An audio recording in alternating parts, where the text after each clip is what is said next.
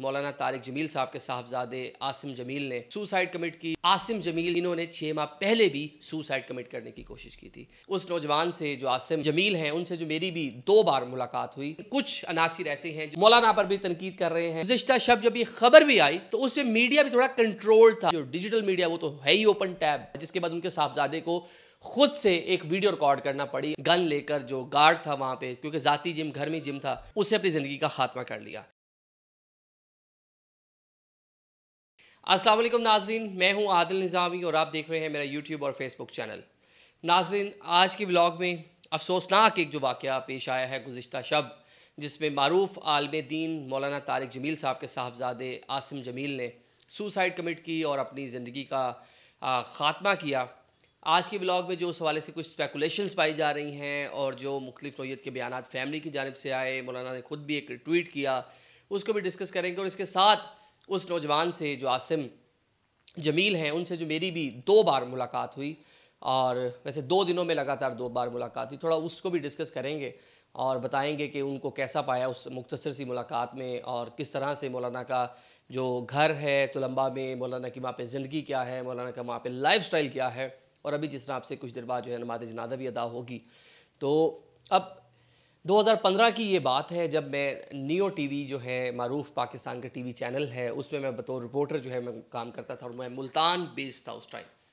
तो नियो के जो मालकान हैं उन्होंने मेरी ड्यूटी लगाई 3 दिन के लिए ईद की, जो छोटी ईद आई थी 2015 में।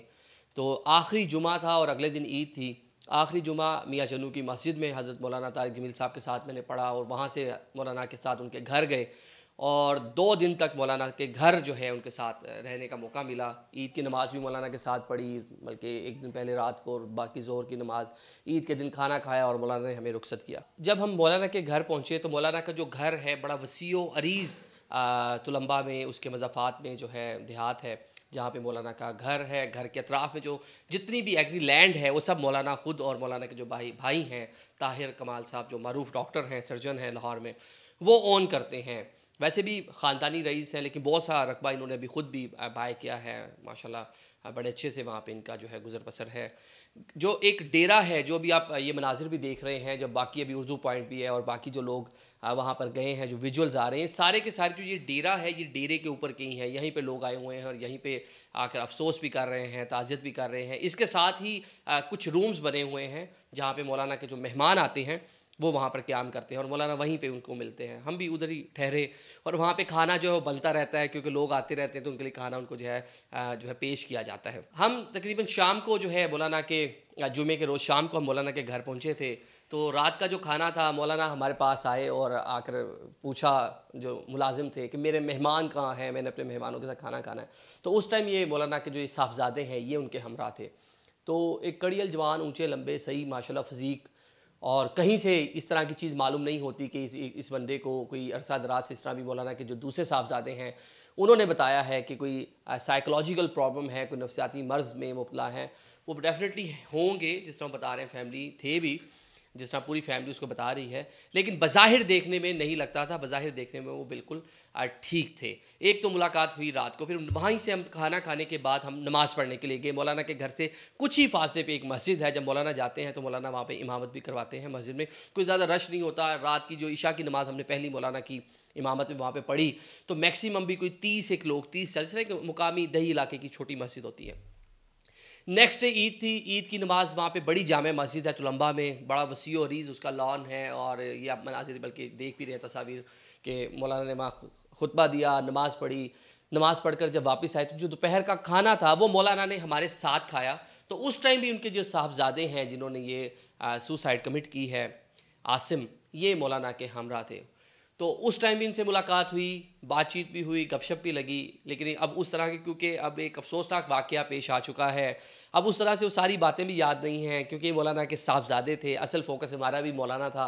मौलाना के साथ एक अक़ीदत और एक मोहब्बत से वो हमसे इतने मोहब्बत से पेश आए और हम भी उनसे बड़े अच्छे से मिले, और पूरा दिन उन्होंने हमारे साथ स्पेंड किया। और ईद का जो पहला दिन था, हम शाम के टाइम तकरीबन जाकर हम वहाँ से वापस मुल्तान के लिए रवाना हुए।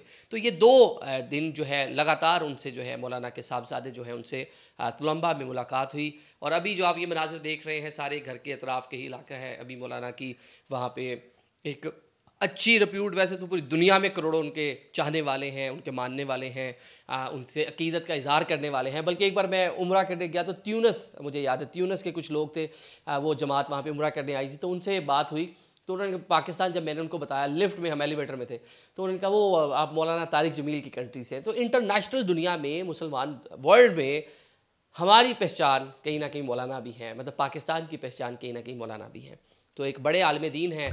अब एक हमने देखा कि जैसे ही ये खबर आई कल, तो हमने भी बड़े मुहतात अंदाज में इसको ट्वीट भी किया, अपने डिजिटल मीडिया, अपना जो प्लेटफॉर्म है फेसबुक पर भी लगाया। तो नीचे लोगों के कमेंट्स आना शुरू हो गए। यहाँ पे भी एक तो सियासत हमारी हर जगह मौजूद है, एक सियासी जमात है, क्योंकि मौलाना के भी बड़े अच्छे मरासिम थे खान साहब के साथ, तो उन्होंने थोड़ा सा इस चीज़ को भी ऑन किया कि आपने सुसाइड कैसे लिख दिया है, आपने ये इतना लिख दिया। हालांकि DSP मुकामी जो है उन्होंने सारी चीज़ें सेंड की हुई थी, पुलिस ने बाकायदा प्रेस रिलीज जारी की हुई थी। अब वाकई की CCTV फुटेज भी मौजूद है, हर चीज़ मौजूद है। उसके बाद RP मुल्तान जो है उन्होंने भी इस सारे मामले के ऊपर सुहेल चौधरी साहब ने जो है एक बयान भी जारी किया और बताया, और उन्होंने भी बताया कि इसकी CCTV फुटेज मौजूद है, उन्होंने खुद से सुसाइड जो है वो कमिट की है। अब एक तरफ तो ये सारी बातें, और इसके साथ ही जो मौलाना के नाक़दीन हैं उनकी जानिब से एक तनकीद का सिलसिला शुरू हुआ जो अभी तक ना ख़त्म होने वाला है। ऑल्दो करोड़ों लोग इस गम में उनके बराबर के शरीक हैं, उनसे इज़हार ताज़ियत कर रहे हैं, उनके साथ दुआ गो हैं, लेकिन कुछ अनासिर ऐसे हैं जो इसको भी पोलिटिसाइज कह लें, या तनकीद कह लें, या फ़िक़्हा वारियत कह लें, या अपने मजहबी इख्तलाफ कह लें, या मौलाना की पसंद नापसंद कह लें, उसकी बुनियाद पर मौलाना पर भी तनकीद कर रहे हैं कि एक आलिम दीन जो पूरी दुनिया में फ़रोग़ इस्लाम के लिए, लोगों को इस्लाम की जानिब लाने के लिए, लोगों की ज़िंदगियाँ बेहतर बनाने के लिए, लोगों को रिलैक्स करने के लिए काम कर रहे हैं दुनिया भर में, और उनके अपने घर में उनका बेटा नफ्सियाती मरीज़ है। ये मैंने इस तरह की चीज़ें जो है वो पढ़ी। अच्छा, इसके बाद इससे भी बढ़कर, ये मैं अब इसका नाम मैंने काट दिया है, ये जो आप देख रहे हैं ये स्क्रीनशॉट, ये मैं नाम खुद से काटा है कि क्या एक ऐसा बंदा जिसने सुसाइड की हो, ख़ुदकुशी की हो, तो उसके लिए दुआए मग़फ़िरत हो सकती है। क्योंकि कल मौलाना ने जब ये ट्वीट किया तो उस ट्वीट के अंदर मौलाना ने लिखा कि मेरे बेटे ने जो है हादसाती मौत, और साथ में जिक्र किया कि अल्लाह में उसकी मग़फ़िरत फरमाए, और अपने गम का भी इज़हार किया। तो अब उस पर ये निशाना बनाया जा रहा है मौलाना को, और ये कहा जा रहा है कि जी एक बंदा जिसने हराम मौत, अमूमन हम कहते हैं ना जो सुसाइड होती है, तो उसके लिए दुआ की जा सकती है कि नहीं की जा सकती। ये एक नई बहस और एक नया एंगल देने की इस पर कोशिश की जा रही है कुछ अकाउंट्स की जानिब से। मैं ट्विटर पे भी देखा है, ये मैंने फेसबुक पे भी देखा है, और इसकी जितनी भी मजम्मत की जाए कम है कि एक फ़ैमिली जो ऑलरेडी कर्ब में है, जो गमगीन है, एक मरूफ आलिम दीन, वैसे बड़े सेंसिटिव हैं, बड़े नर्म मिजाज के हैं, उनके साथ कई बार मुलाकात हुई, लेकिन 2-3 दिन जो उनके घर गुजारे उसमें तो मुसलसल मुलाकात रही।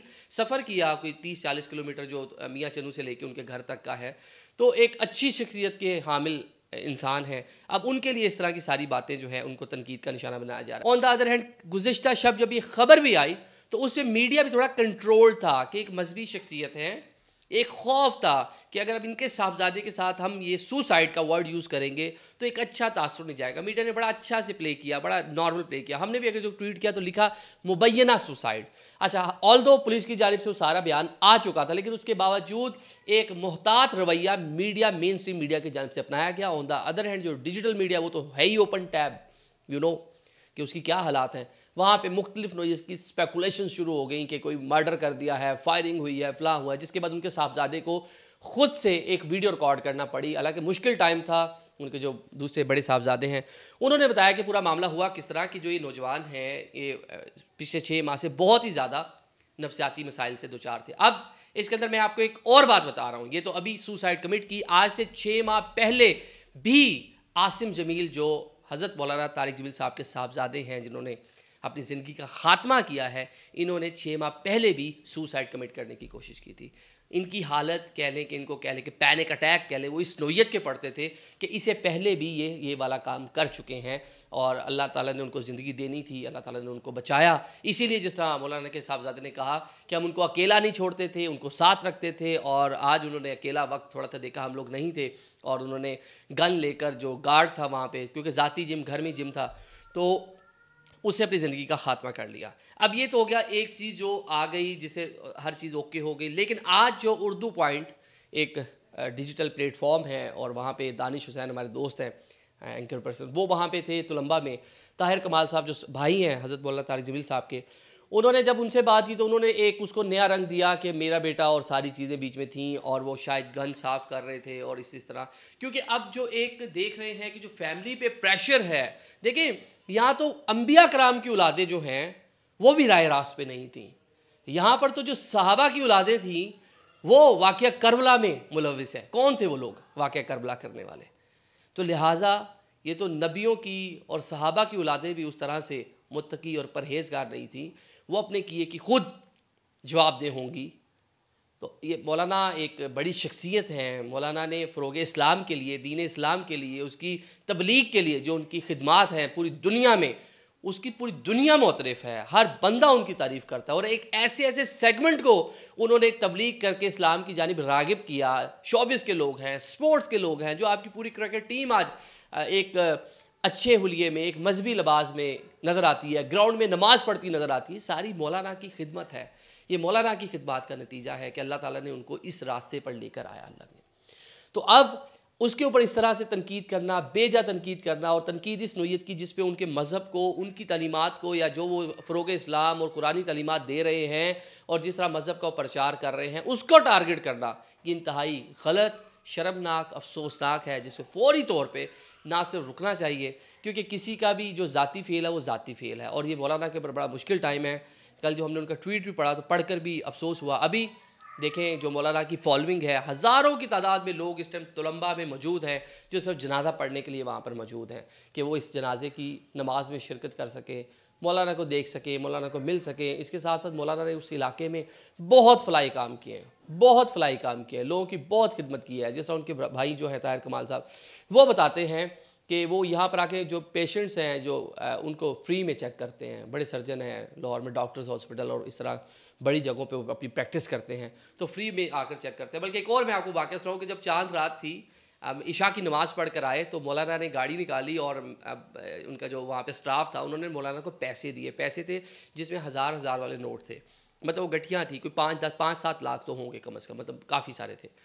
तो वो मौलाना जो है वो गाड़ी में बैठे और चले गए। कोई 1 से 1.5 घंटे बाद मौलाना वापस आए तो जो उनका स्टाफ था, क्योंकि वो हमारे पास जहाँ हम रुके थे वहीं रुका था, हमने गपशप लगाई कि उन्होंने कहा मौलाना लोगों को मिलने गए थे, मतलब कि वो सारे पैसे उन्होंने लोगों को ईदी के तौर पे खैरात में बांटे। तो ये मौलाना का वहाँ पे जो एक असर रसूख भी है, मौलाना की जो फैमिली है उसकी वहाँ पे रिस्पेक्ट भी है, और उस इलाके के सबसे बड़े लैंडलॉर्ड भी मौलाना तारिक जमील साहब है। तो इसलिए उनकी वहाँ पर एक अच्छा खासा मामला है। बाकी जो लोग इस पर तनकीद कर रहे हैं उनको इसे बाज रहना चाहिए, और हम दुआ गो हैं कि एक बड़ी शख्सियत हैं, उन्होंने बहुत से इस्लाम की खिदमत की, दीन इस्लाम की खिदमत की, लोगों के लिए भलाई का मामला किया, तो अल्लाह पाक उनके लिए भी भलाई का मामला करे। और जो उनके साहबजादे वो पता नहीं किस हालत में होंगे। जिस तरह कुछ अरसा कबल हमने देखा कि जहांगीर तरीन साहब के भाई जो हैं उन्होंने ख़ुद से सुसाइड कमिट कर ली। ज़िंदगी की आसाइशें, ज़िंदगी की हर चीज़ मौजूद थी, पैसा, दौलत, शोहरत, हर चीज़ थी, लेकिन उसके बावजूद कि किस तरह का माइंडसेट या किस नहज में उनका दिमाग जो है वो पहुँच गया होगा जो उनको ये चीज़ करनी पड़ी। अब इसी तरह जो आसिम जमील साहब हैं, अल्लाह में उनकी मग़फ़िरत फरमाए, पता नहीं किस तरह उनका दिमाग इस टाइम ऑपरेट कर रहा होगा, दिमागी हालत उनकी क्या होगी जो इस एक्सट्रीम लेवल पर आके उन्होंने अपनी ज़िंदगी का ख़ात्मा कर लिया। Thank you so much.